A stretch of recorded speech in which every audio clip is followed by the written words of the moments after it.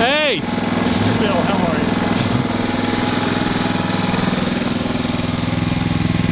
How you doing? You're videoing? Yes. Can I turn off the generator? Huh? May I turn off the generator? Why? So you can hear me. Oh yeah, right.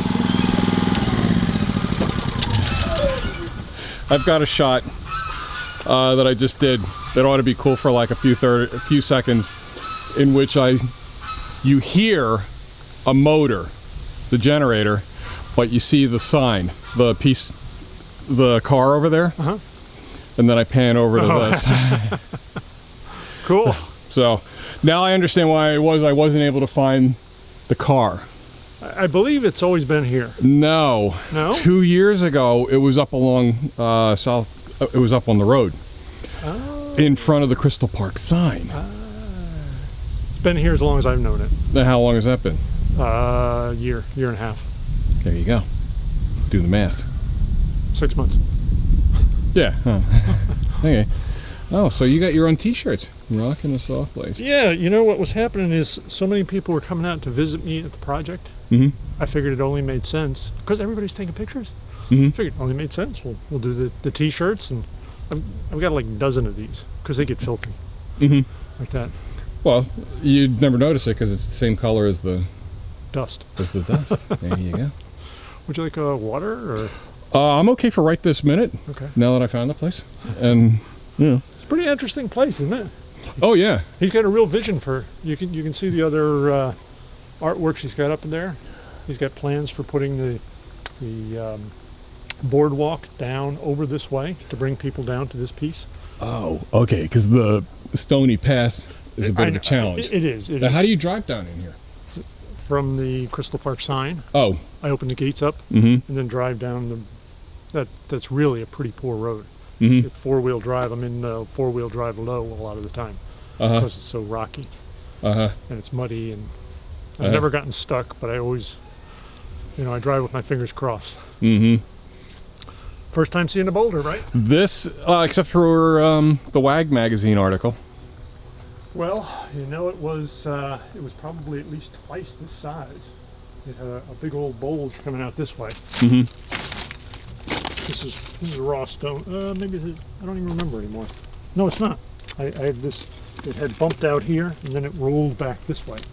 So there was probably 3-4 tons of stone that I took off. And that's all these guys over here.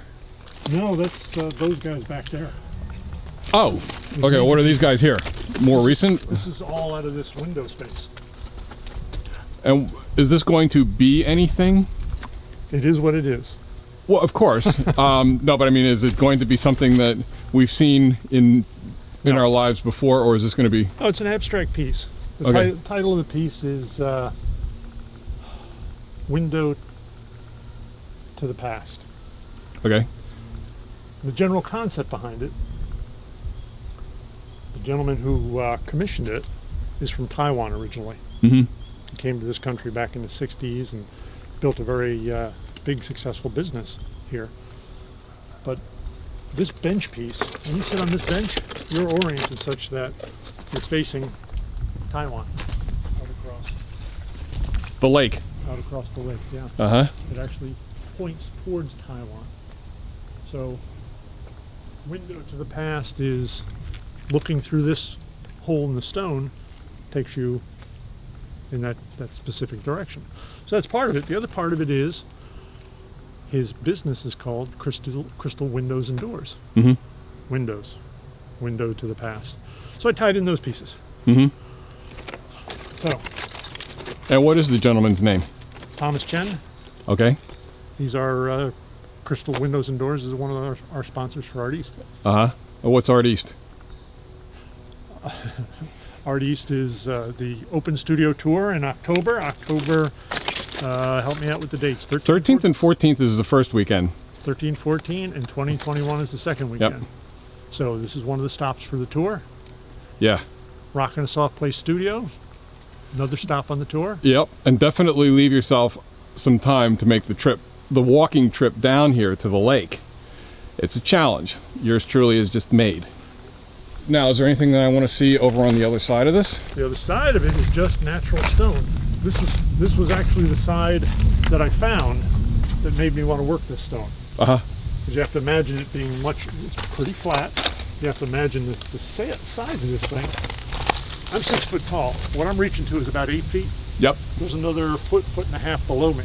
The stone was 10 feet tall. Now didn't I see pictures or movies or something of a crane lifting it and putting it in place? Yes, Thomas has an excavator. Uh-huh. And he picked up the stone from its original location, which is where I had started doing the work on it, which is, 100 yards down that way. I did a lot of the early work. And down that way is down that way. That's up to you. So I did a lot of the early work down there. That's where I took these big chunks off. Mm-hmm. But then, because his excavator really couldn't lift the stone, it was just too big. He could lever it up out of the gully that it was in. But I spent the better part of the summer taking probably a good 6-7 tons of stone off of these pieces, as well as a bunch of scrap material. Oh, what kind of stone is this? Gneiss, G-N-E-I-S-S. Very hard stone. It's, depending on where it comes from and what it and exactly how it was formed, it's generally harder than granite. Oh. So it's extraordinarily difficult to work. Mm-hmm. It takes an awful lot of effort just to take pieces off or to open it up and cut slabs out of it. Mm-hmm. How far along are you with this? It's near done. I think I've got another week of work on it and I'm finished with it. Uh-huh. And just so that we can see, this is how you cut stone. The angle grinder, I cut the slices, and then the wedges and the hammer to knock the slices out. Uh-huh. The bigger angle grinder, I can cut a little deeper, which makes it a little more fragile, makes it a little easier to take big pieces out. Mm-hmm. And this is the grinder. That's the big guy. But there's another technique for taking pieces of stone off. Yeah, watch your step. You see the face of this piece right here? You can see the drill marks in it. And you see that like if you run down a highway. Yeah. Okay, so what I did is I drilled into these pieces all the way around. And then I used feather and wedges, which I don't have with me. But basically what those are, 2 pieces of metal shaped like that. And then there's another piece that goes into the center. So you push it into the hole that you've drilled, and then you start hammering the back of this, and it forces the wedges apart. And if you do that in a prescribed manner, and move slowly around the stone, you keep whacking, you'll hear this very interesting sound, this cracking sound, which is a lot like a sound, if you've ever heard ice crack in the springtime, you walk out on the frozen pond, you hear that ice cracking. The stone sounds very much like that. Yeah. And the tone changes. The feather and wedges, they have a ringing metallic sound as you're hitting them.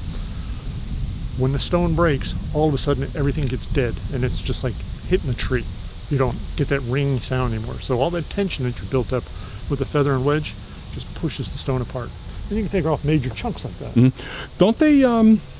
Don't they drill when they're making highways and then pour something in that explodes? That's a different technique. Yeah, there's they actually can use explosives, which is the way Mount Rushmore was done. Mm-hmm. But nowadays they pour in a chemical, pour water and the chemical in there, and it expands. So over 10-12 hours it'll start pushing the stone apart. And the reason it works is because stone has great compressive strength. I mean, you can stack it and build on it, and you can't crush this stuff. But it's fairly weak, relatively weak in terms of pulling it apart. I mean, not that you could grab it and pull it apart, but if you can get pressure points inside it, it just pushes apart relatively easily.